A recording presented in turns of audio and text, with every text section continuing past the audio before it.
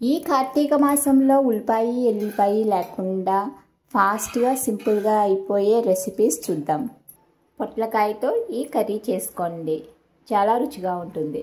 కొంచెం వాటర్, కొంచెం పసుపు, కొంచెం సాల్ట్, ఒక పొట్లకాయ ఇలా ముక్కలు కోసుకుని వేసుకుందాం. కారానికి తగ్గట్టు పచ్చిమిర్చి ముక్కలు కలుపుకొని వాటర్ ఇవాపరేట్ అయ్యేంత వరకు కుక్ చేసుకుందాం. వాటర్ అంతా ఇలాగ ఇవాపరేట్ అయిపోయింది కదా, పీసెస్ కూడా బాగా కుక్ అవనివి. ఇప్పుడు స్టవ్ ఫ్లేమ్ ఆఫ్ చేసుకుని బాగా కూల్ అవనిద్దాం. ఇలా బాగా కూల్ చేసుకున్న ముక్కల్ని కొంచెం ఇలా చిదుముకుందాం.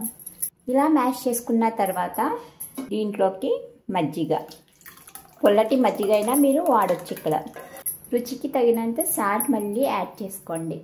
బాగా కలిపి పక్కన పెట్టుకుందాం. కొంచెం ఆయిల్ హీట్ చేసుకుందాం.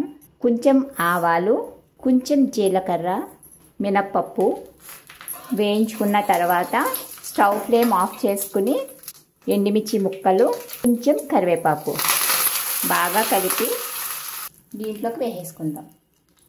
ఇలా బాగా మిక్స్ చేసుకుని రైస్లోకి సర్వ్ చేసుకోండి.